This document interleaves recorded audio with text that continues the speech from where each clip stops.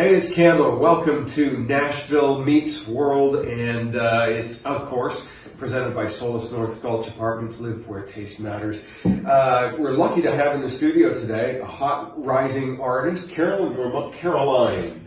I knew I'd trip up on that. Caroline Romano. Hey everyone, nice to be here. Thanks for having me. Thanks for being on the show today. I'm happy to be here. Well, you may change your mind by the end of it, but we'll do our best to keep you happy. First of all, the sparkly eyes, really cool. That's really glam for first thing in the morning. I woke up at 6 a.m. today, I had some stuff to do, and I got a little weird looks at Kroger from the sparkly eyes, but I press on. It's like I commit to the whole deal. Yeah, you've got a great look. Tell us about yourself and kind of how you got to be where you are now. Yeah, so I just turned 18 a few weeks ago. And I hate you. It's been interesting turning 18. I've been coming to Nashville since I was about 13 years old. I just got my first apartment here. I live on my own now, like the first time, which is crazy. I go to Belmont.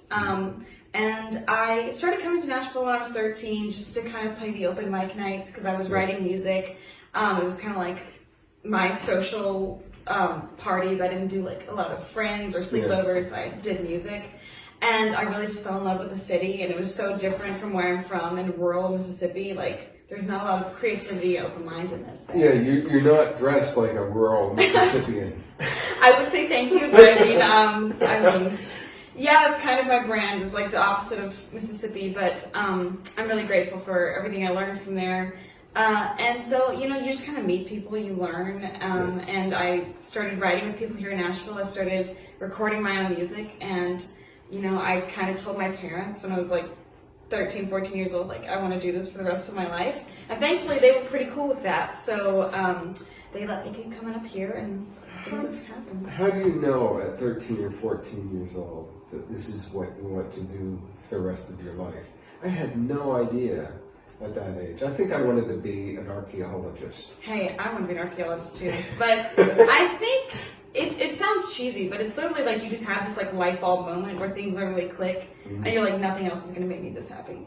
I find that with almost all the artists I talk to, they knew at a very early age that it was, whether it was songwriting or singing or playing an instrument, that's what they wanted to do. I mean, I played paddle steel from the time I was 7, but no desire to keep on playing that. Yeah, I think, it's easier for some people to find it, but I think everyone has that thing that just clicks for them, and then they're set for life, and that's kind of it for me. I feel really blessed to figure that out at such a young age because it's helped a lot. Yeah, because then everything you're doing as a teenager, which you still are, I hate you, is pushing towards what your career is. Yeah, I feel really lucky to be able to do that, especially in the music industry. It gets harder. I was telling my parents the other day, I was like, I feel old at 18 because in the music industry nowadays, I am kind of old. You've got artists like Billie Eilish breaking into the scene at 16 years old. Yeah, certainly in the pop world, it's older. Country world, it's still kind of, it still skews a little bit older. Definitely. But yeah.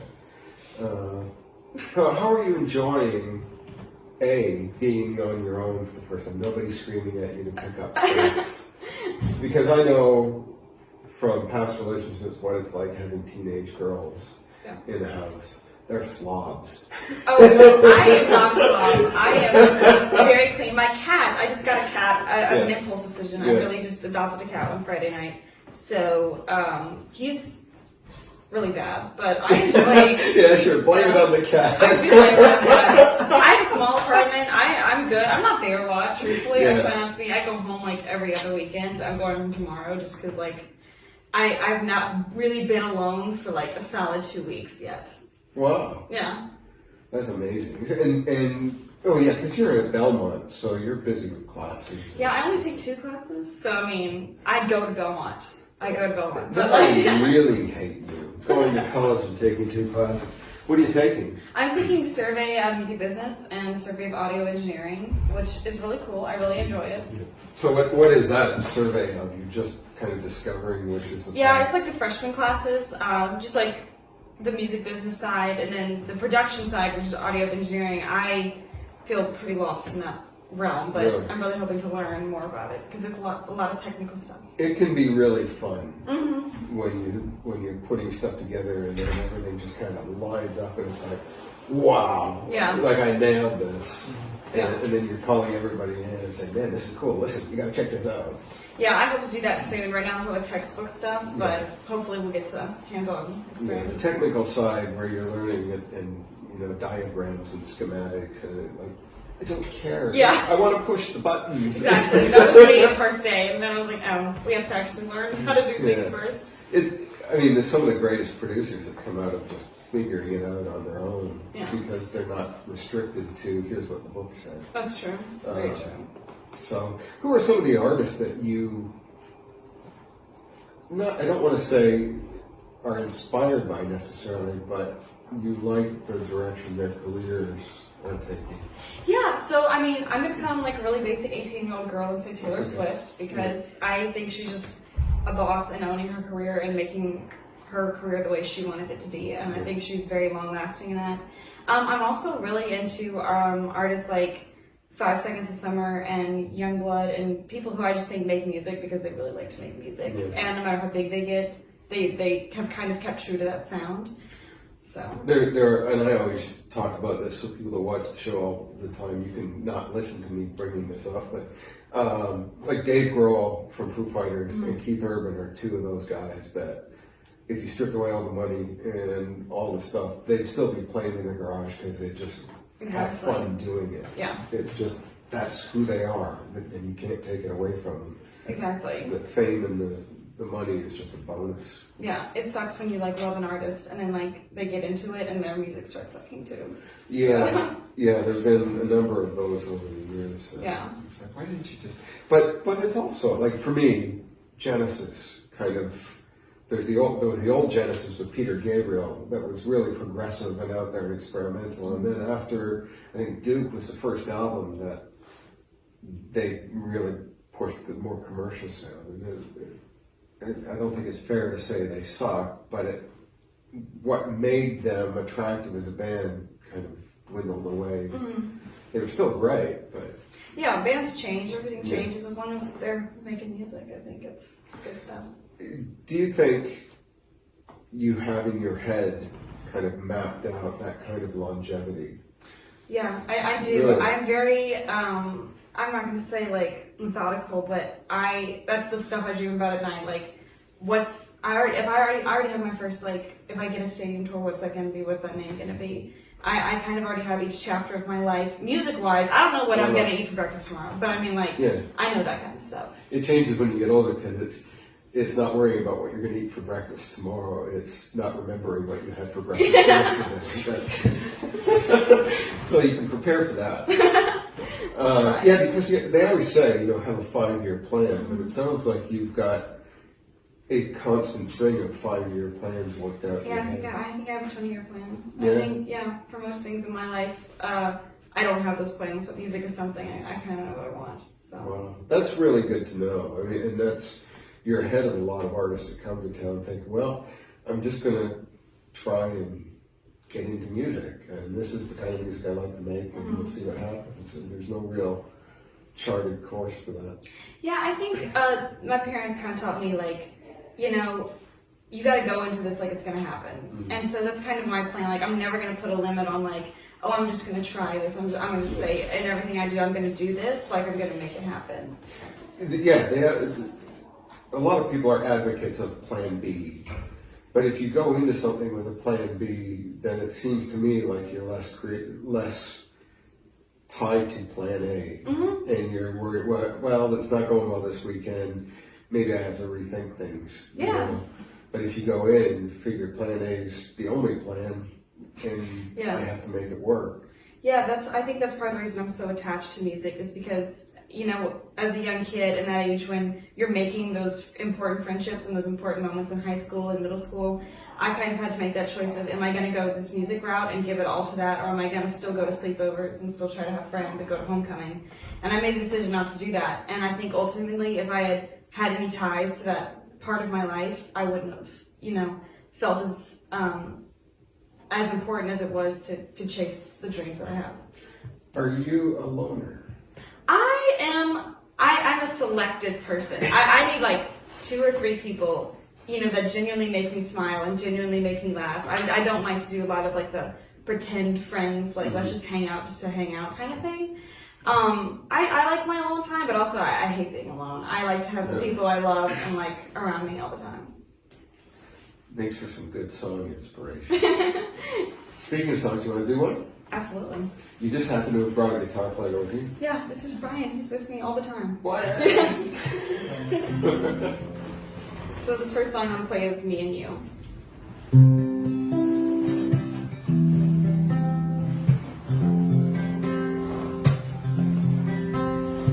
Can't help but think it's strange. It's kind of cozy for LA. Went for coffee after midnight. Stayed up talking on the streetlights. Paranoid, hopes and dreams. Probably said some stupid things, but I don't regret it, cause it's you and it's me. Oh yeah, yeah, yeah, I like where we're going. Oh yeah, yeah, yeah, I like this and you know it. So let's go get stranded in the rain. People watch on subway train. Down for anything, it's you and it's me. I like dancing around my room. I like the vibe of Fifth Avenue. I know I'm young and there's so much left to do, but I love me and you. Oh, oh, oh, I love me and you. Oh, oh, oh, oh, I love me and you. When I'm alone, I realize how much I don't know. Like how you deal without me. And if you like the first time, I want you to tell me secrets, and I want you to know that I'll keep on. So keep driving, don't ever slow down. I like dancing around my room. I like the vibe of Fifth Avenue. I know I'm young and there's so much left to do, but I love me and you. Oh yeah, yeah, yeah. Oh yeah, yeah,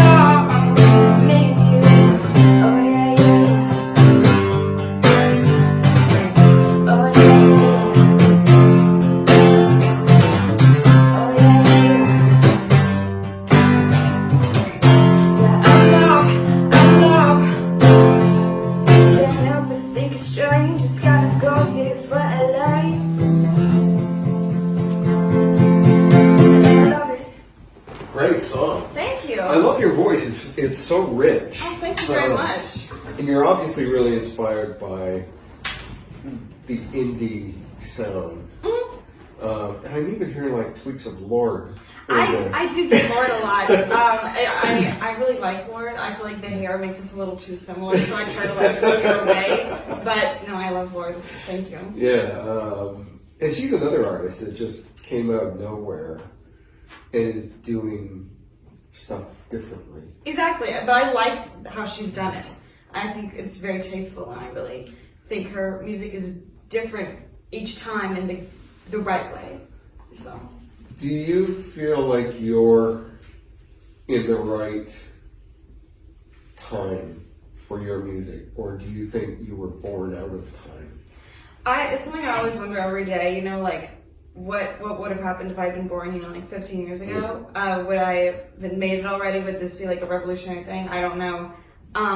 But, I do think it's streaming and social media is hard. It makes it so hard to stand out. There's a million girls out there like me, not exactly like me because everyone's their own person, but I just kind of think like if it's meant to happen, it's going to happen no matter when you're born. So that's a good attitude.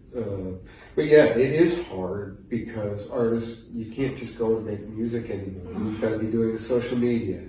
You got to be trying to get your music onto the playlists that are, the proper playlists and get your music out there. It's like constantly networking. Yeah. to build fans and build business relationships. Mm-hmm. It's not easy. It's not easy, and it's something, like, it's frustrating, especially as a young girl, like, on social media, it's hard to watch people who are prettier than you, and they're more successful because of that. They have 1 million followers because of how, like, what they do on the internet. That makes them popular, so then they can start making music that has an audience that you can't get to. Are you ever tempted to do that? Not necessarily, because I just don't think that who I am as a person is reflected best through social media. Right. I do social media because I have to, kind of. That's kind of my attitude towards it. Necessary evil. Yeah, exactly. Yeah. So if I never had to touch Instagram or Twitter again, I mean, I love those platforms. I think they're really cool in the right ways, but they get tiring after a while. So. And it's always trying to be up on those. If you say anything negative about anything, the haters come out of the woodwork. And so you always have to be on and up and careful about what you say. Yeah. It used to be you just had to be careful about what you did in public. Yeah. But now it's what you say online, and I mean, once it's out there, it's out there. For sure. Absolutely. Yeah. You mentioned about other girls that are prettier, and is that a concern because you're pretty? Thank you. And is there that packaged aspect that the music business expects? Is that still present? I don't think necessarily in the music business it's as present. I don't think it matters what you look like or who you are. I think, if you have the music business and the people who really want to listen to music, they're open to it. Right. I don't think that matters at all. But I think, there's this new trend of, like, the way to grow the fastest is through social media. You can technically become almost an overnight sensation just by posting a video on social media. And so I think that there is, if you're trying to make it that way, there is, like, kind of an expectation of, like, what pretty is and what that looks like. But in the music industry, I don't find that's the case. I think, which thankfully, I don't think that's true. That's good to hear, because and you're seeing so many artists coming out now that aren't that prepackaged pop princess beauty that has to come out there. So I think your head's in the right space on that. Thank you.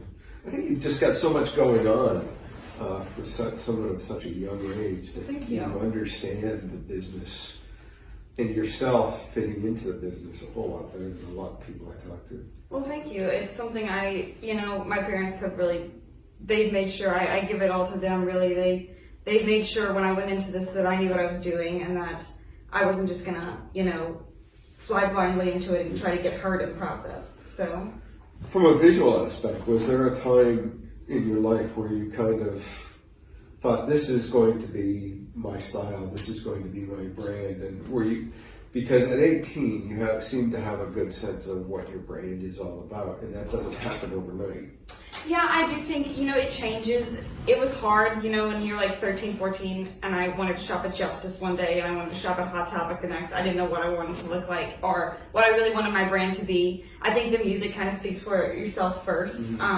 Once I kind of got into, okay, this is the type of music I like to write, this is what it sounds like, everything just kind of fits into that. I see, like, clothes now, and I see images, and I see things, and I'm just like, that reminds me of one of my songs. And so I think that's kind of how I figure it out. Oh, that's neat. It's almost like a mood board. Cause it is. It's exactly like a mood board. Advertising, we always did mood boards to create the visual. Yeah, that's exactly right. Wow. Okay. I'm intimidated now. Genuinely, I'm intimidated by an 18-year-old. It's always the goal. It worked. You want to do another song? For sure. This is the latest one. It's called Babysit.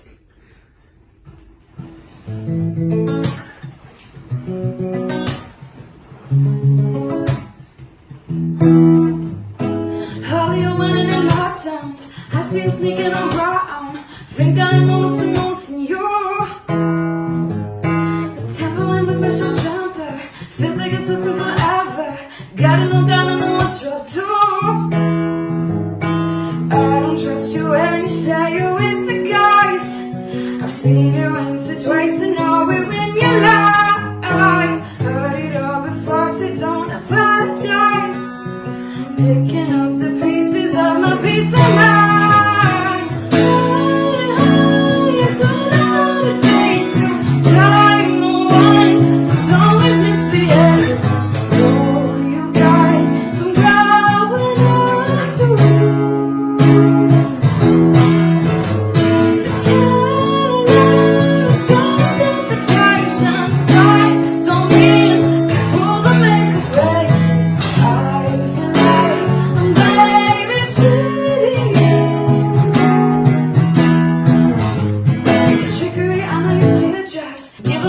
tears in my thighs. I don't know what I was thinking with you. I don't know when I should let go.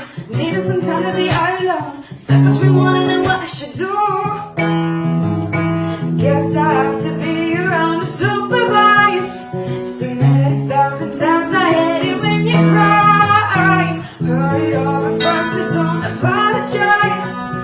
Picking up the pieces of my peace of mind. I don't know what it takes to die one who's always misbehaving. Oh, you got some growing up to do. This kind of love is got complications. Lies don't mean these rules are meant to play. I feel like I'm babysitting you. I don't trust you when you say you're with the guys. I've seen it once or twice and know it when you lie. Heard it all before, so don't apologize. Picking up the pieces of my peace of mind. I don't know what it takes to die one who's always misbehaving. You got some growing up to do.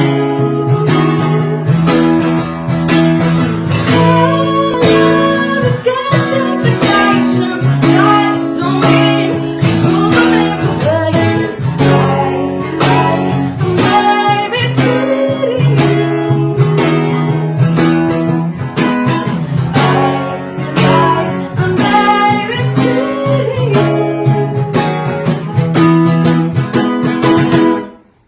you. Wow. Interesting lyrics there, really Yeah, cool. it's a fun song. Thank you. It's the most recent one, and I think it's very fitting for as an 18-year-old girl dealing with 18-year-old guys. Yeah, I remember those days vaguely. So you're attending Velvet.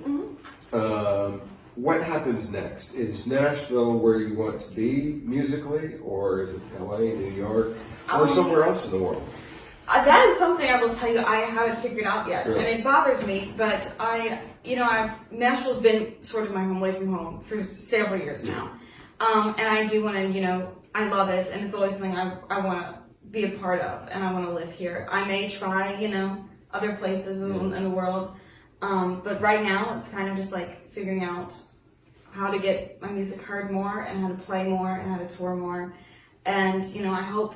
In the best sense, I'm not going to condone not graduating. I hope I don't graduate from Belmont just because I hope that, things happen before then. But right now, it's just kind of like learning. And I'm getting to experience a little bit of the time of my life I missed in high school. I'd be senior in high school right now, so I'm kind of like skipping everything. It's switching around. But yeah, it's cool. What about collaborations? Are there artists out there now that you would kill to collaborate with? There are definitely artists I'd kill to collaborate with. My first single I ever really put out was with Jacob Whitesides, and that was huge for me because he was like my idol when I was younger, and he still is such an awesome guy. I've been really into I think a male vocalist who is just total opposite for me would be so sick. Like I mentioned Youngblood earlier, just because I think he's so cool.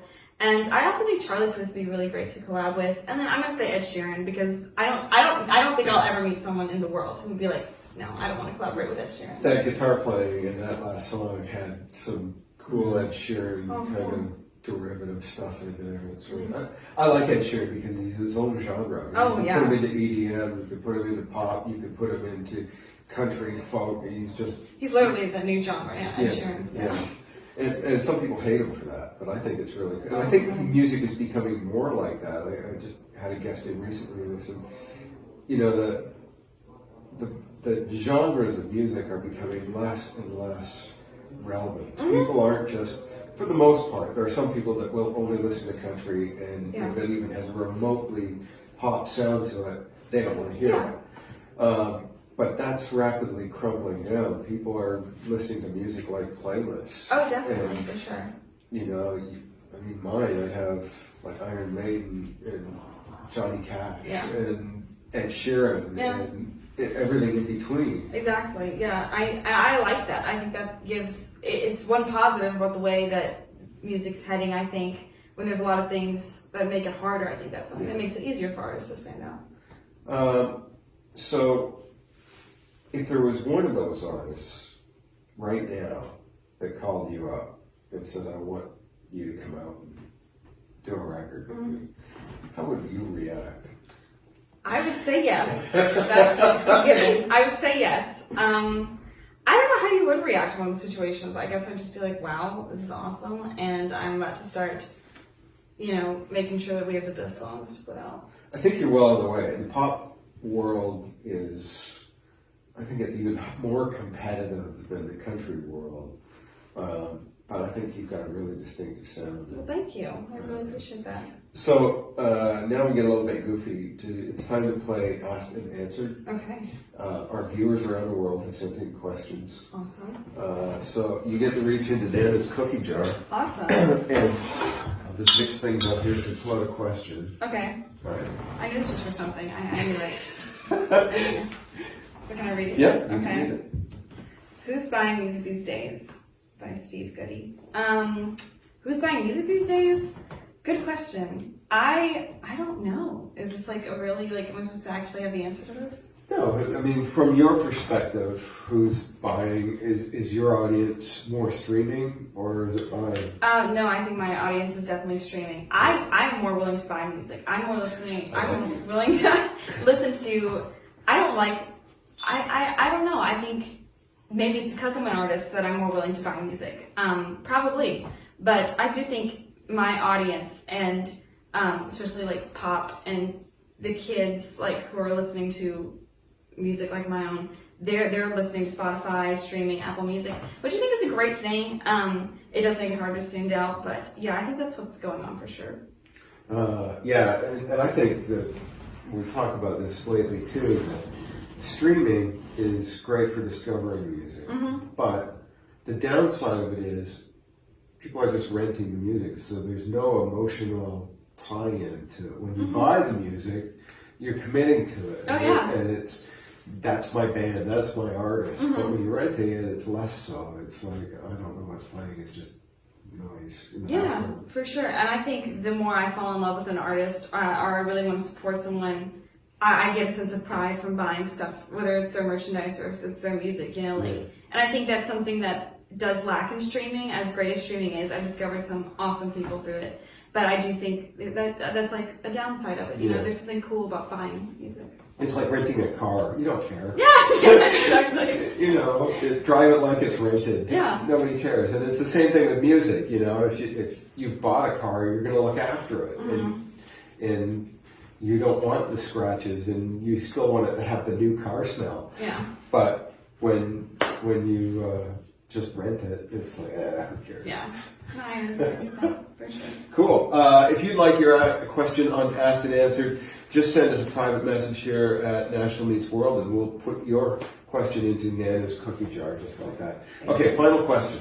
Cool. You're about to embark on your first worldwide Caroline Romano headlining stadium tour. Who opens for you? Wow. You really throw me off my game today. I normally have these answers laid out. That changes pretty frequently for me. I'd probably one of my friends, truthfully. It's going to be someone I really believe in. And I have so many talented friends here in the music industry. I think... Drop some names. Well, there's a artist, Kobe James. He's like a Christian artist. Yeah. And then there's a lot of people I haven't met yet. I don't know the answer to that, truthfully. But I think if it's someone, I'll know when I see it, and they'll fit with the tour. They'll fit with the music. They'll fit with everything. I think it's just like a partnership thing for sure. Nice. I get so many. The older guests that I have in, they know that there's somebody specific, but a lot of the younger artists that come in it's always about bringing up your friends and people that you're working with or haven't met yet. Yeah. And that's a neat way of looking at things. I know I would die if someone did that for me. If one of my like people I know who are way ahead of me in the music game, if they did that for me, they'd like be game changing. And you see artists like Taylor Swift kind of not introduced, they would have still made it here, I know that for a fact, but Ed Sheeran, Shawn Mendes, she brought them on her tours, and they really became... I mean, with Ed, it brought him into the U.S. market because he's already really big in the UK. And I find a lot of artists are looking at his work ethic. Oh, yeah. Because I remember when I saw an interview with him back in the UK, and he said he looked at who was touring, playing the most gigs, and I think it was James Blunt at the time. And James Blunt was doing 250 dates a year. So he said, we'll do 300. Yeah. And it was just getting out and doing more than the competition. Yeah, you definitely see that about him as, that's something to be admired, when you can just tell, even through their music, that they work so hard. That's something I think is just, you can't buy it, you can't fake it, so. Cool. Thank you for being here. Thank you for having me, I really enjoyed it. Her name is Caroline Romano. Make sure you check her out. Her music's on streaming. We'll have one of your songs up on our Spotify playlist. Thank you so much. Are you playing anywhere in town that people can check you? I don't have any dates specifically right now, but they can get it on your website, socials? Website, social media, Spotify, all that stuff. It's everywhere. I guarantee you'll love her. She's captivating just sitting here talking to you. Thank you. I really enjoyed it. And wise beyond her years, which is another thing I hate. Thanks for watching Nashville Meets World today. You can catch me every Sunday at midday on Chris Country, following the Bobby Bones Show all across the UK. And every Thursday morning with Jody Crosby and John Wolfe on 88.9 Tamworth FM in Tamworth, New South Wales, Australia. We'll see you next time. Thanks for watching. Oh, my way. I like dancing around my room. I like the vibe of Fifth Avenue. I know